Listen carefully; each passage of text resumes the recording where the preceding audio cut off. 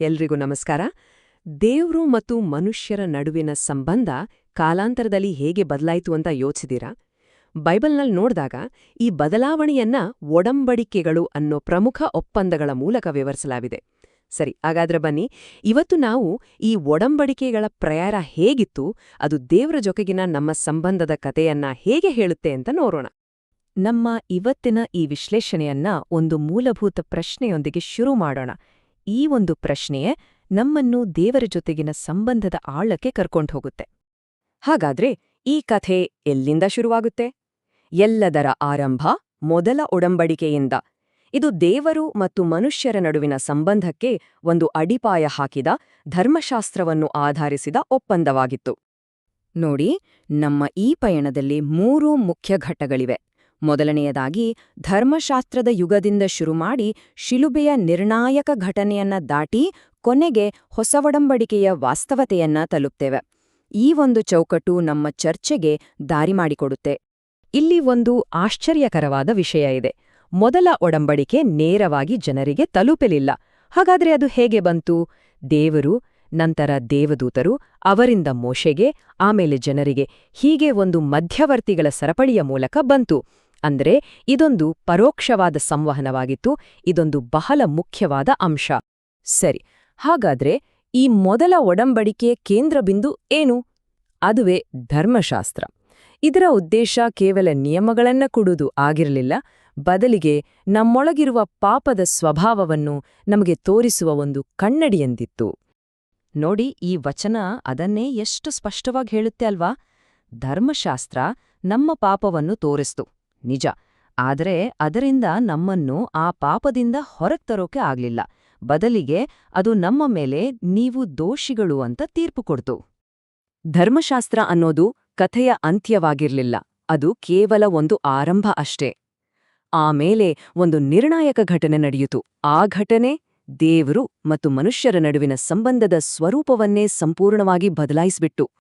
ಈಗ ನಾವು ಕಥೆಯ ಒಂದು ಮಹತ್ವದ ತಿರುವಿಗೆ ಬಂದಿದ್ದೇವೆ, ಅಂದ್ರೆ 2ನೇ ಹಂತಕ್ಕೆ. ಇಲ್ಲಿ ಕೇಂದ್ರಬಿಂದು ಕುಮಾರನ ತ್ಯಾಗ.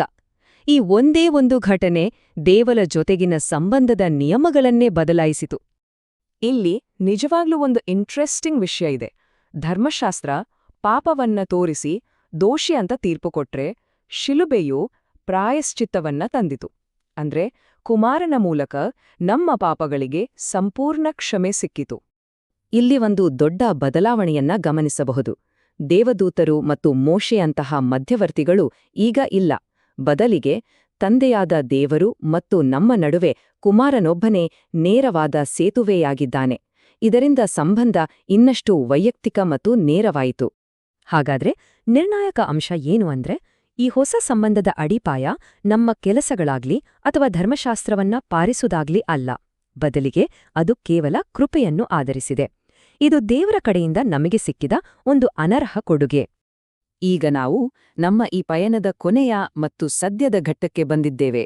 ಅದೇ ಹೊಸ ಒಡಂಬಡಿಕೆ. ಇದು ಕೇವಲ ಇತಿಹಾಸ ಅಲ್ಲ, ಇದು ಇವತ್ತಿನ ವಿಶ್ವಾಸಿಗಳ ಜೀವಂತ ಅನುಭವ. ಇಲ್ಲಿನ ಸಂಪರ್ಕ ಇನ್ನೂ ಆಳವಾಗುತ್ತೆ. ತಂದೆ ಮತ್ತು ಕುಮಾರನ ಜೊತೆಗೆ ಪವಿತ್ರಾತ್ಮನು ಈಗ ನಮ್ಮೊಳಗೆ ನೇರವಾಗಿ ಕೆಲಸ ಮಾಡ್ತಾನೆ.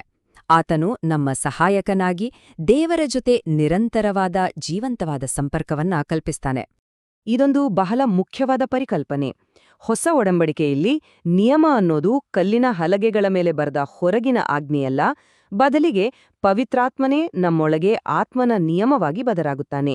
ಇದು ಪಾಪವನ್ನು ಕೇವಲ ತೋರಿಸೋದಲ್ಲ, ಅದನ್ನ ಜಯಿಸೋಕೆ ಬೇಕಾದ ಆಂತರಿಕ ಶಕ್ತಿಯನ್ನು ಕೊಡುತ್ತೆ.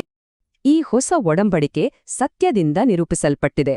ಸತ್ಯದ ಆತ್ಮನಾದ ಪವಿತ್ರಾತ್ಮನು ನಮ್ಮನ್ನು ಸತ್ಯದಲ್ಲಿ ನಡೆಸುತ್ತಾನೆ, ಮತ್ತು ಆ ಸತ್ಯವೇ ನಮ್ಮನ್ನು ಸ್ವತಂತ್ರರನ್ನಾಗಿ ಮಾಡುತ್ತದೆ. ಹಾಗಾದ್ರೆ ಇದೆಲ್ಲದರ ಅರ್ಥವಾದ್ರೂ ಏನು?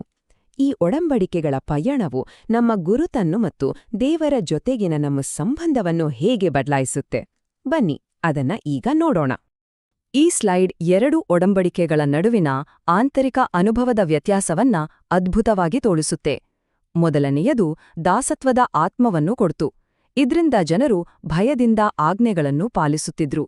ಆದರೆ ಹೊಸ ಒಡಂಬಡಿಕೆಯು ದತ್ತುಪುತ್ರತ್ವದ ಆತ್ಮವನ್ನು ಕೊಡುತ್ತೆ.